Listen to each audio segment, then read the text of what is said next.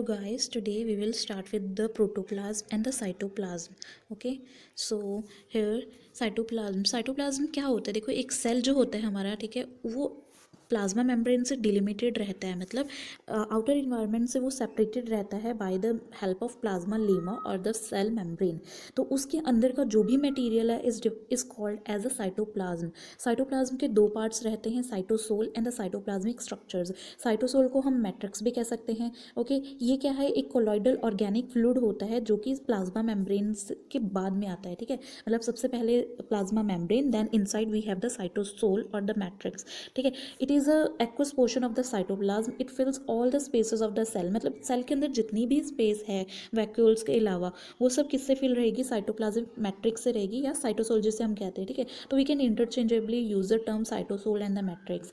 It is particularly rich in the differentiating cells and many fundamental properties of the cell are because of this part of the cytoplasm. हमारी cell की जितनी भी fundamental properties हैं, fundamental properties में हमारी metabolic activities आ जाती हैं, transportation आ जाती है, इन एंड आउट जो भी हमारे मटेरियल सेल से अंदर और बाहर जा रहे हैं, वो सब चीज़ें, वो सब प्रॉपर्टीज़ जो भी सेल की हो रही हैं, वो इसी साइटोसोल से होती हैं। मतलब इसका बहुत ही ज़्यादा हमारा इंपॉर्टेंट रोल होता है। In all types of cell, cytosols contains the soluble proteins and enzymes which forms 25 to 20% of the total protein content of the cell.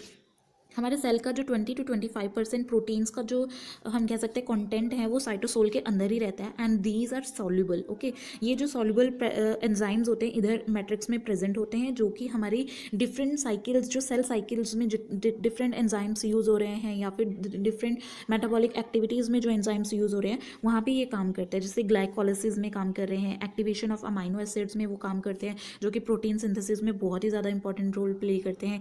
In many types of the cell the cytosol is differentiated into two different following parts, ठीक है। तो हमारे दो तरीके के parts होते हैं, cytosol मतलब मैट्रिक्स। ओके, तो मैट्रिक्स जो है वो दो तरीके के पार्ट्स में होता है। पहला है एक्टोप्लाज्म या सेल कॉर्टेक्स। सेल कॉर्टेक्स जो है वो एक पेरिफेरल लेयर है, साइटोप्लाज्म की जो आउटर लेयर है, जो कि प्लाज्मा लीमा से बिल्कुल टच रहेगी, उसे हम कॉर्टेक्स कहेंगे। It is relatively non granular, viscous, clear and rigid, ठीक है। ये नॉन ग्रैनुलर रहेगी क्योंकि देखो उसका काम है प्लाज्मा मेम्ब्रेन को और मैट्रिक्स को अलग करने का, तो वहाँ पे ग्रैनुल्स होने का कोई मतलब नहीं बनता, तो ग्रैनुलर नहीं है ये। विस्कस होती है, थोड़ी सी रिजिड रहेगी, ठीक है, क्योंकि हमें एक मटेरियल, ये एक ऐसा मटेरियल है जो कि प्लाज्मा मेम्ब्रेन के बाद आ रहा है, ठीक है, प्लाज्मा मेम्ब्रेन से अलग है, तो थोड़ा सा वहाँ पे भी सपोर्ट मिलनी चाहिए, तो इट इज़ रिजिड।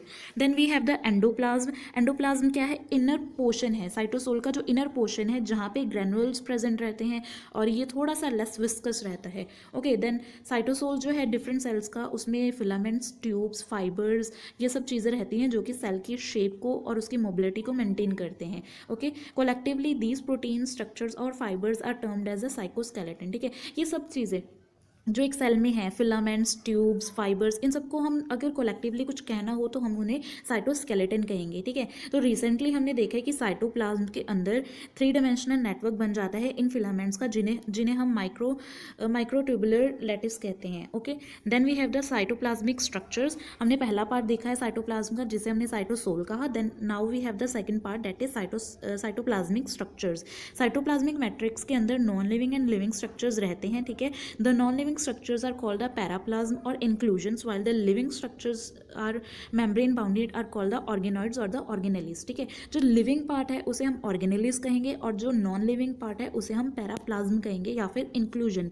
जो इंक्लूजन्स है उनका काम क्या है? वो फूड को स्टोर करते हैं, और सिक्रेटरी सब्सटेंसेस जो कि सेल के अंदर रहती हैं मैट्रिक्स में, उन्हें भी वो क्या करते हैं? एक मतलब स्टोर करने का काम करते हैं। The form of refractile granules forming the cytoplasmic inclusion, मतलब ये सब चीज़ें जो हैं साइटोप्लाज्मिक इंक्लूजन को मेंटेन करती हैं और या फिर बनाती हैं। Then we have the cytoplasmic organelles. Besides the separate fibrous system, cytoplasm is caused by multitude of internal membranous structures called the organelles, ठीक है। देखो अभी हमने देखा ये हमारे पास क्या है, यहाँ पे देखिए साइटोप्लाज्मिक स्केलेटन जिसे हमने कहा था, ठीक है। साइटोस्केलेटन जो था वो हमने देखा था। उसके अलावा हमारे पास होता है ऑर्गेनेलिस। ऑर्गेनेलिस जो हैं वो क्या करती हैं?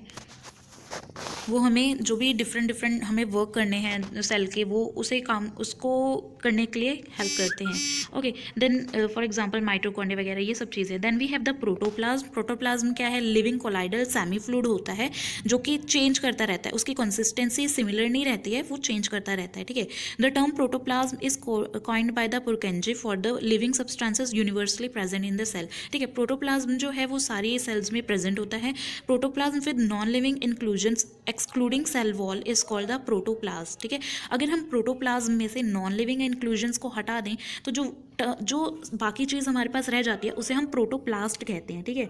हर प्रोटोप्लास्ट जो है वो एक दूसरे के साथ कम्युनिकेशन मेंटेन करता है और थ्रू स्मॉल ओपनिंग्स, जिसे हम प्लाज्मोडेमाटा कहते हैं। Okay, it contains small tiny granules and droplets which are always in random and erratic movements called the Brownian movements, ठीक है। इसके अंदर छोटे छोटे ग्रेन्यूल्स रहते हैं प्रोटोप्लास्ट के अंदर, जो कि घूमते रहते हैं एक मूवमेंट में, that is zigzag movement. Water is the chief constituent of the protoplasm and is normally about 90% of the system. Protein is a main constituent of it which is about 40 to 60% of the total dry weight of the protoplasm. Okay, तो ये दोनों हमारे हो गए हैं cytoplasm and protoplasm. Then next lecture हमारा जो होगा वो लॉज ऑफ इनहेरिटेंस के ऊपर आएगा। थैंक यू, और प्लीज़ सब्सक्राइब करना, शेयर करना और लाइक करना।